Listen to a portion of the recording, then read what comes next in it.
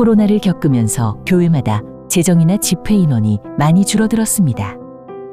그러나 이런 것보다 더 큰 문제는 교회들이 생기를 잃어버린 것입니다. 대부분의 한국 교회가 무엇을 하고자 하는 의욕과 자신감을 상실했습니다. 코로나 사태 이후로 한국 교회는 패배주의의 늪에 빠져서 헤어나오지 못하고 있습니다. 우리는 이 문제의 해답을 성경의 예레미야 70년에서 찾을 수 있습니다.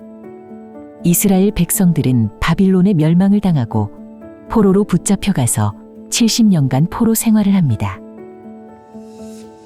이스라엘 백성들에게 이 70년은 징계의 시간이었지만 하나님께서는 이 시간을 통해 모든 것을 그치고 재교육하여 새로운 공동체로 재탄생되길 원하셨습니다. 그래서 이 예레미야 70년의 의미를 4가지 단어로 정리하자면 쉼, 교육, 회복, 재탄생입니다. 하늘가족교회는 이런 예레미야 70년의 내용을 바탕으로 2025년 1월부터 8주간 레스트, 쉼과 리셋, 재탄생의 시간을 가졌습니다. 1주부터 4주까지는 레스트, 쉼의 시간이고 5주부터 8주까지는 리셋, 재탄생의 시간이었습니다. 1주차는 오리엔테이션으로 진행됐고 이 시간은 예레미야 70년의 성경적 의미와 8주간의 일정을 살펴봤습니다. 2주차는 그침, 시즌으로 기존에 해오던 예배와 사역을 멈추고 돌아봤습니다. 이것은 마치 환자가 수술을 준비하는 것이었습니다. 세상으로 돌아가 무작정 쉬는 것이 아니라 육체적 금식이나 미디어 금식 등을 통해 세상적인 것을 멈추는 시간이었습니다. 3주차는 쉼, 레스팅으로 세상적인 쉼이 아니라 하나님 안에서 쉼을 누리며 고민하고 생각하는 시간이었습니다. 이것은 마치 스마트 기기를 충전잭에 연결해두는 것과 같습니다. 만약 아무것도 연결하지 않고 방치한다면 기기는 방전이 될 것입니다. 4주차는 설 연휴 기간으로 쉼의 한 달을 마감하며 모든 가족과 함께 쉼을 나누는 시간이었습니다. 5주차는 예배의 회복이었습니다. 이것은 지금까지의 예배를 돌아보며 문제점을 점검하고 예배자로서 우리 자신을 갱신하고 회복하는 시간이었습니다. 6주차는 세계관의 회복이었습니다. 빠르게 변하는 세상 속에서 교회가 시대의 변화에 대응하며 새로운 통찰을 가지고 선교적 사명을 준비하는 시간이었습니다. 7주차는 자연의 회복입니다. 지구온난화, 에너지 고갈, 식량 위기, 신종 질병, 물 부족 등 환경의 문제를 돌아보는 시간이었습니다. 이를 통해 신음하는 모든 피조물들과 공생하는 방법을 찾았습니다. 8주차는 새 출발입니다. 지난 안식의 여정을 마무리하고 교회가 새로운 모습으로 준비되어 새로운 미래로 출발하는 시간이었습니다.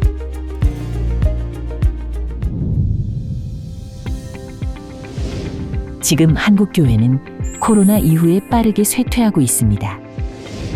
더욱 큰 문제는 앞으로 코로나보다 더 큰 위기가 필연적으로 찾아올 것이고 이에 대한 대비조차 되어 있지 않다는 것입니다. 하지만 걱정할 필요는 없습니다. 시대 변화에 맞는 전략을 세운다면 부흥과 회복은 여전히 가능합니다.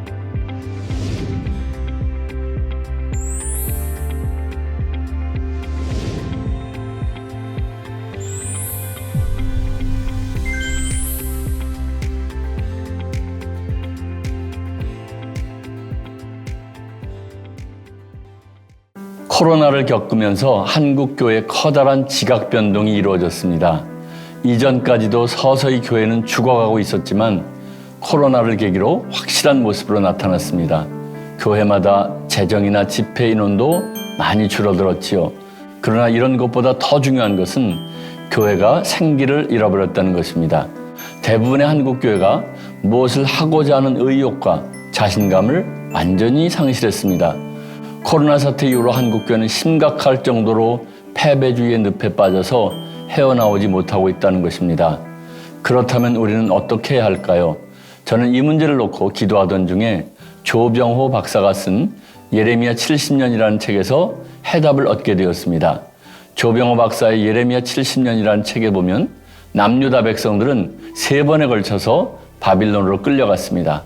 그리고 70년 만에 3번에 걸쳐서 예루살렘으로 돌아오게 되었습니다. 그들이 왜 바빌론으로 끌려가야만 했을까요? 예레미야 70년은 이스라엘 백성들을 향한 하나님의 징계의 회초리였습니다. 제사장 나라의 거룩한 백성들이 하나님과 맺은 언약을 깨뜨리고 제사장 나라의 법을 지키지 않았기 때문입니다. 그들이 하나님과 맺은 언약의 내용이 무엇일까요? 그 내용이 레위기 26장에 나오지요. 언약을 잘 지키면 적군의 침략에서 지켜주시고 경제적으로도 부유하게 해주시겠다는 것입니다. 그러나 언약을 지키지 않으면 3단계의 재앙을 내리시마 말씀하셨습니다. 1단계 재앙은 레위기 26장 13절로 22절에 기록되어 있습니다. 이스라엘 백성들이 하나님과 맺은 언약을 지키지 않으면 이런 재앙을 내리시겠다는 것입니다. 이스라엘 백성들이 폐병과 열병으로 눈이 어둡고 생명이 쇠약하게 될 것이며 씨를 뿌려도 추수 때 적들이 나타나서 그들이 추수한 것들을 모두 빼앗아가게 된다는 것입니다. 2단계 재앙은 26장 23절로 26절. 그래도 이스라엘 백성들이 계속해서 하나님과 맺은 언약을 지키지 않으면 2단계 재앙을 내리시겠는데 그 내용은 여기서 한 걸음 더 나아가서 적들이 쳐들어와서 파종에서부터 추수까지를 다 지켜보고 있다가 모든 추수물을 탈취해 간다는 것입니다. 다시 말해서 다른 나라의 지배를 받게 된다는 거지요. 3단계 재앙은 그래도 이스라엘 백성들이 계속해서 하나님과 맺은 언약을 지키지 않으면 3단계 재앙을 내리시겠다고 하셨습니다. 그것은 이스라엘 백성들이 다른 나라로 끌려가서 그곳에서 노예로 살게 된다는 것입니다. 그런데 이스라엘 백성들은 여러 번의 경고에도 불구하고 이렇게 하나님과 맺은 언약을 지키지 않았습니다. 그래서 하나님은 70년 동안 그들을 훈련시키기로 하셨죠. 이렇게 해서 예레미야 70년이 시작된 것입니다. 조병호 박사는 예레미야 70년의 의미를 4개의 키워드로 설명하고 있습니다. 첫째로 징계 70년, 둘째로 교육 70년, 셋째로 땅의 안식 70년, 넷째로 제국 수명 70년. 그런데 저는 4번째 키워드를 제사장 나라로의 재탄생 70년이라고 바꿔보았습니다. 그렇습니다. 남유다 백성들은 징계를 받아서 바빌론에 의해 멸망을 당하게 되고 바빌론 포로 70년의 시간을 보내게 됩니다. 그러나 이 시간은 결코 절망의 시간이 아니었습니다. 오히려 절망이 희망으로 바뀌는 시간이었습니다. 겉으로 보기에는 그들의 죄로 인해 바빌론으로 끌려갔지만 하나님은 이 기간을 통해서 언약 공동체인 이스라엘 백성들을 훈련시키셔서 새로운 언약 공동체로 다시 태어나게 하신 것입니다. 그렇다면 지금 우리 한국교회는 하나님의 몇 단계의 징계를 받고 있을까요? 이 말씀의 거울 앞에 비춰보면 우리 한국교회는 이미 1단계 재앙을 받고 있습니다. 영적으로 눈이 어두워지고 영적인 생기가 사라져버렸습니다. 전도를 해도 복음의 씨를 뿌려도 추수 때 우리 대적마귀가 강력하게 회방을 하고 있습니다. 2단계 재앙을 받은 교회들도 많이 있고 지금도 받고 있습니다. 신천지를 필두로 JMS, 안상홍파 등 각종 이단들이 교회 안에 침투해서 교회를 폭파시키고 거기서 한 걸음 더 나아가서 거리에서 버젓이 포교 활동을 하고 있습니다. 대부분의 한국교회들은 코로나 사태를 기점으로 이미 3단계의 재앙을 받기 시작했습니다. 남유다 백성들은 한 번에 모두 다 포로로 끌려간 것이 아닙니다. 3차에 걸쳐서 포로로 끌려갔습니다. 마찬가지로 지금 한국교회도 차례로 힘을 잃고 사탄의 먹잇감이 되고 있습니다. 지금 우리는 정신을 바짝 차릴 때입니다. 우리에게 마지막으로 기회를 주셨습니다. 이 기회를 놓치면 우리도 영적 바빌론으로 끌려가게 될 것입니다. 그러면 어떻게 해야 할까요? 그래서 우리는 예레미야 70년의 의미를 살펴보았죠. 예레미야 70년은 재교육의 시간이었다고 했습니다. 하나님은 그들을 사탄이 왕노릇하는 이 세상에서 거룩한 나라, 왕 같은 제사장으로 살아가도록 선택하셨습니다. 그런데 그렇게 살아가야 할 이스라엘 백성들이 그렇게 살지 못했지요. 그들은 1차 경고에도 2차 경고에도 정신을 차리지 못했습니다. 그래서 재교육을 시키기 위해서 그들을 바빌론이라는 훈련소에 입소시킨 것입니다. 그러면 이것이 재교육이라면 첫 번째 원교육은 무엇일까요? 광야 40년이 첫 번째 원교육이었습니다. 그래서 저는 이번 안식월 동안에 이스라엘 백성들이 받았던 첫 번째 교육인 광야 40년에 관해서 살펴보았습니다. 그 내용을 간단히 정리하면 다음과 같습니다. 하나님은 애굽에서 노역을 하고 있던 이스라엘 백성들을 애굽에서 이끌어내셔서 가나안으로 인도하셨습니다. 그런데 가나안으로 곧바로 간 것이 아니라 광야에서 40년을 머물게 하셨지요. 광야에서의 40년은 한마디로 400년 동안 노예로 살던 이스라엘 백성들을 하나님의 백성으로 개조시키기 위한 훈련의 시간이었습니다. 하나님은 그들을 어떻게 훈련시키셨나요? 첫째로 이스라엘 백성들의 환경을 바꿔주셨습니다. 둘째로 그들에게 아무것도 하지 못하게 하셨습니다. 셋째로 그들에게 모든 필요를 완벽하게 채워주셨습니다. 마지막 넷째로 그들을 지금까지와는 전혀 다른 새로운 언약 공동체를 만들어 주셨습니다. 여기서 놓치지 말아야 할 것은 이 네 가지 훈련의 과정은 따로 떨어진 것이 아니라 한 묶음이라는 것입니다. 하나님이 이스라엘 백성들을 애굽이라는 익숙한 환경에서 떠나서 광야로 인도하신 것은 그들로 하여금 아무것도 하지 못하게 하시려는 것이었습니다. 하나님이 그들로 하여금 아무것도 하지 못하게 하신 것은 그들로 하여금 하나님만 의지하게 하시려는 것이었습니다. 하나님이 그들로 하여금 하나님만 의지하게 하신 것은 그들로 하여금 새로운 언약 공동체를 이루게 하시려는 것이었습니다. 하나씩 좀 더 간단하게 풀어볼까요? 첫째로 하나님은 그들의 삶의 자리를 바꾸셨습니다. 그 당시 애굽의 체제는 생산성 중심의 억압적 체제였습니다. 이스라엘 백성들은 애굽에서 매일같이 벽돌을 만들어야 했고 그들의 가치는 오직 생산량으로 평가되었습니다. 노동은 끝이 없었고 쉼은 결코 허락되지 않았습니다. 애굽 왕 바로는 이스라엘 백성들에게 조금도 쉴 기회를 주지 않았습니다. 바로에게 있어서 이스라엘 백성들은 소모품에 불과했죠. 바로는 강제 노동이라는 방법으로 권력을 유지했습니다. 강제 노동은 바로가 권력을 유지하는 수단이었습니다. 그래서 점점 더 많은 노동을 강요했습니다. 이스라엘 백성들은 너무 고통스러워서 하나님께 부르짖었습니다. 하나님, 우리를 살려주십시오. 우리를 바로의 압제에서 구원해 주십시오.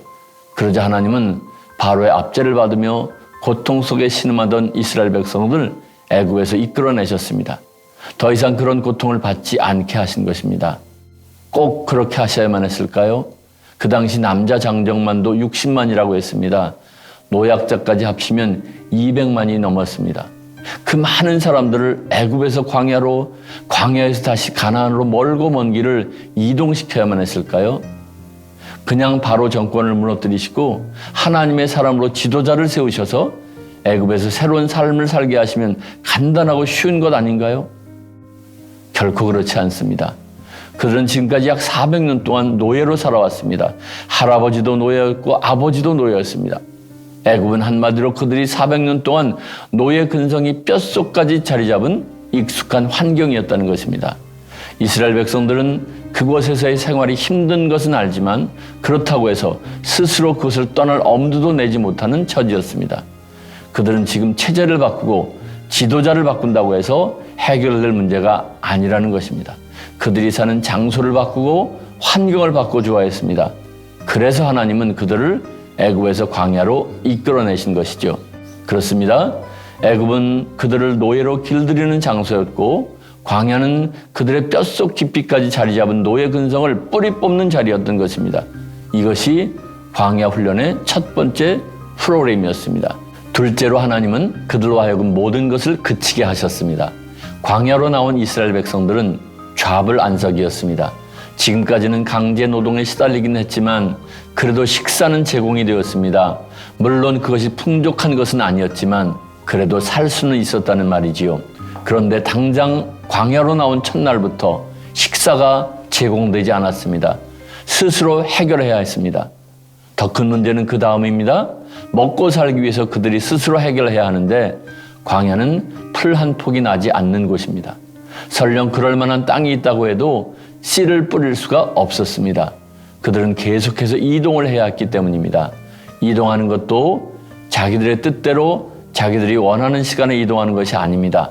구름 기둥, 불 기둥의 신호를 따라 움직여야만 했습니다. 하나님이 가라고 하시면 가고 멈추라고 하시면 멈춰야 했습니다. 그러니 뭘 하고 싶어도 할 수가 없었지요. 먹고 살기 위해서 씨를 뿌릴 수도 없었고 입을 옷을 위해서 길쌈을 할 수도 없었습니다.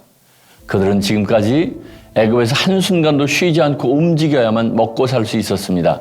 뭔가를 해야만 그나마 풀죽이라도 얻어먹을 수 있었던 거죠. 그래서 아무것도 하지 않는 것이 열심히 일하는 것보다 훨씬 힘들었습니다. 그렇습니다. 하나님 그런 그들을 광야로 이끄셔서 아무것도 못하게 손과 발을 꽁꽁 묶어 놓으신 것입니다. 이것이 광야 훈련의 두 번째 프로그램이었습니다. 셋째로 하나님은 그들로 하여금 하나님만 의지하게 하셨습니다. 광야로 나온 이스라엘 백성들은 광야로 나온 첫날부터 식사가 공급되지 않았습니다. 스스로 해결해야 했습니다. 문제는 먹고 살기 위해서 그들이 스스로 해결해야 하는데 광야는 풀 한 폭이 나지 않는 곳이라고 했습니다. 게다가 그들은 계속해서 이동을 해야 한다고 했죠. 구름기둥, 불기둥의 신호를 따라서 하나님이 가라고 하면 가고 멈추라고 하시면 멈춰야 했습니다. 그러니 뭘 하고 싶어도 할 수가 없었습니다. 먹고 살기 위해서 씨를 뿌릴 수도 없었고 입을 옷을 위해서 길쌈을 할 수도 없었습니다. 그래서 어떻게 되었나요? 그들이 굶어 죽기라도 했나요? 아니요. 하나님은 이스라엘 백성들을 애굽에서 광야로 이끌어내신 후에 그들의 필요를 완벽하게 채워주셨습니다. 이스라엘 백성이 애굽에서 탈출한 후에 홍해에 이르렀을 때 뒤따르는 애굽 군대의 추격으로 절망적인 상황에 처했죠.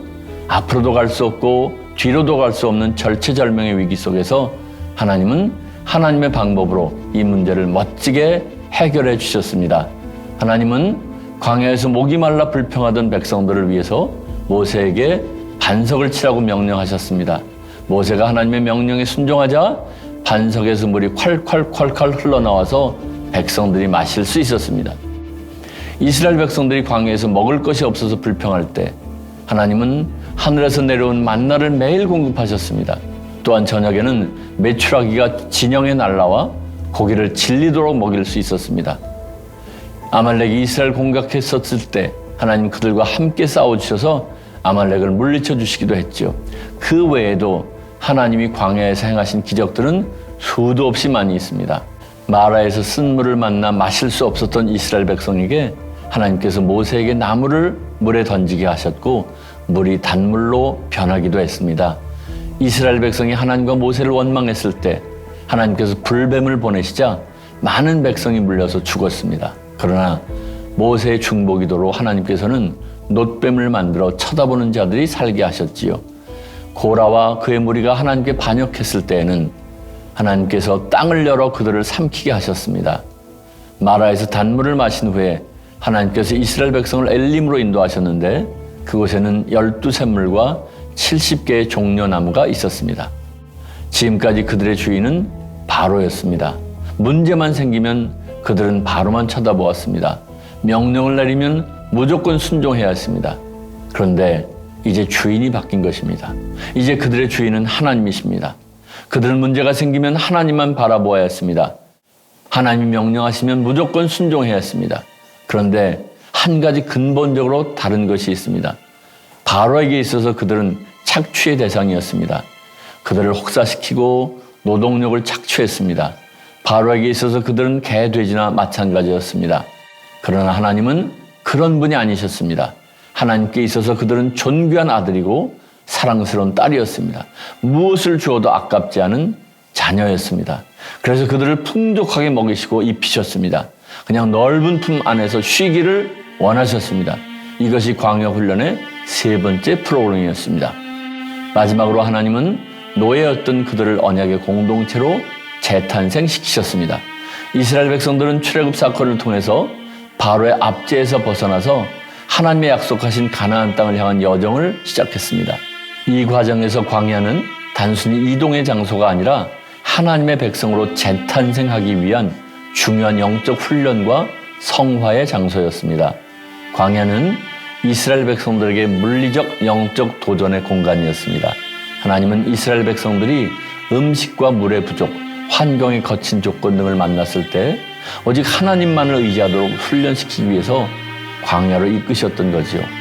광야에서 하나님은 만나와 메추라기를 통해서 그들을 먹이셨고 반석에서 물을 내서 그들의 갈증을 해결해 주셨습니다. 하나님은 이러한 기적들을 통해서 하나님이 이스라엘의 필요를 채우시는 분임을 분명히 보여주시고 이스라엘 백성들에게 오직 하나님만 온전히 믿고 따를 것을 명령하셨습니다. 광야는 이스라엘이 하나님과의 언약 관계를 재확인하고 강화하는 장소였습니다. 하나님은 시내산에서 모세를 통해 율법을 주시면서 이스라엘 백성들로 하여금 하나님의 언약 백성으로서의 정체성을 분명히 하도록 하셨습니다. 이렇게 이스라엘 백성들이 거듭나기까지의 과정은 결코 쉽지 않았습니다. 이스라엘 백성들은 그 과정에서 하나님을 배반하고 불신하고 우상숭배를 하기도 했습니다. 그러나 하나님은 끝까지 기다려주시면서 기회를 주셨습니다. 이스라엘 백성들은 40년 동안의 훈련 과정을 통해서 노예 근성으로 찌들어 있는 무리들에서 거룩한 삶으로 초대받은 하나님의 백성으로 재탄생하게 되었습니다. 이것이 광야 훈련의 4번째 프로그램이었습니다. 결론적으로 이스라엘 백성들에게 광야는 가나안으로 가기 위한 경유지가 아니었습니다. 하나님과의 언약을 재확인하고 언약 백성으로 새롭게 태어나는 거룩한 장소였습니다. 지금은 한국교회가 영적인 점검이 절실히 필요한 때입니다. 이스라엘 백성들을 훈련시키신 하나님은 지금 우리 한국교회를 훈련시키고 계십니다. 첫째로 이스라엘 백성들을 훈련시키신 하나님은 우리들을 코로나 사태라는 환경으로 몰아넣으셨습니다. 둘째로 하나님은 우리들에게 아무것도 하지 못하게 하셨습니다. 셋째로 하나님은 우리들에게 모든 필요를 완벽하게 채워주셨습니다. 넷째로 하나님은 우리들에게 공동체의 소중함을 일깨워 주시고 새로운 언약 공동체로 재탄생하기를 간절히 원하십니다.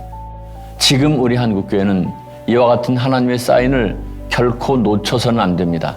하나님이 우리들을 익숙한 환경에서 떠나서 코로나 사태로 몰고 가신 것은 우리들로 하여금 아무것도 하지 못하게 하시려는 것이었습니다. 하나님이 우리들로 하여금 아무것도 하지 못하게 하신 것은 우리들로 하여금 하나님만 의지하게 하시려는 것이었습니다. 하나님이 우리들로 하여금 하나님만 의지하게 하신 것은 우리로 하여금 하나님의 언약 공동체를 이루게 하시려는 것이었습니다. 우리에게 주어진 이 마지막 사인 잘 의식하시면서 우리 모든 교회가 새롭게 깨어나서 언약 공동체를 회복하고 다시 한번 일어나는 시간 되시기를 주님의 이름으로 축복합니다.